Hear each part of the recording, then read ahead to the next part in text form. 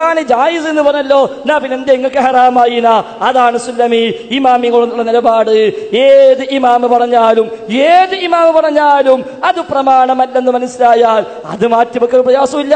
ഷൗക്കാനി പറഞ്ഞെങ്കിൽ, ഇബ്നു തൈമിയ്യ പറഞ്ഞെങ്കിൽ, ഇബ്നു ഖയ്യിം പറഞ്ഞെങ്കിൽ, ഇമാം അഹ്മദ് ചെയ്തെങ്കിൽ, അതേപോലെ അവിടുന്ന് ഇങ്ങോട്ട് ഇമാം തബറാനി വഖദ് ജുരിബ ദാലിക എന്ന് പറഞ്ഞെങ്കിൽ, ഇമാം ബൈഹഖി അത് അംഗീകരിച്ചുകൊണ്ട് ഉദ്ധരിച്ചെങ്കിൽ, ഇബ്നു അബീ ശൈബയും അബൂ യഅലയും ബസ്സാറും അത് രേഖപ്പെടുത്തിയെങ്കിൽ, നബവിയും ഉസ്താദുമാരും ചെയ്തെങ്കിലും ശരി, ഹദീസ് സ്വഹീഹ് അല്ല എന്ന് എപ്പ ബോധ്യമായോ അപ്പ മാറ്റിവെക്കും. ഹദീസ് സ്വഹീഹ് അല്ല എന്ന് എപ്പ ബോധ്യമായോ അപ്പ മാറ്റിവെക്കും. അതുകൊണ്ട് ജായിസ് എന്ന് ഷൗക്കാനി പറഞ്ഞിട്ടും ഹറാം എന്ന് ഞങ്ങൾ പറഞ്ഞത്.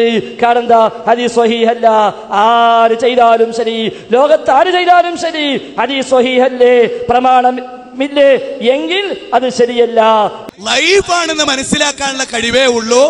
അതിൽ ശിർക്കില്ലാണ്ട് എന്ന് മനസ്സിലാക്കാനുള്ള കഴിവ് അവർക്ക് ഉണ്ടായിരുന്നില്ല. അത് ഞങ്ങൾക്കുള്ള നിങ്ങൾക്ക് വാദമുണ്ടോ? ഞങ്ങൾ തുറന്നു പറയണം. ഈ ചോദ്യങ്ങൾ വിടരുത് കേട്ടോ. ഈ ചോദ്യങ്ങൾക്ക് ഏത് സദ് കിട്ടിയാലും ഞങ്ങൾ ചോദിക്കണം. ഉസ്താദുമാരെ, മൗലവിമാരെ, നേതാക്കന്മാരെ, ഈ ഹദീസ് ലൈഫാണെന്ന് പറഞ്ഞ ഏതെങ്കിലും ഒരു പണ്ഡിതൻ ഈ ഹദീസിന്റെ മതനിൽ ശിർക്കുണ്ടെന്ന് പറഞ്ഞിട്ടുണ്ടോ? ഇതാ ഞങ്ങളെ ചോദ്യം.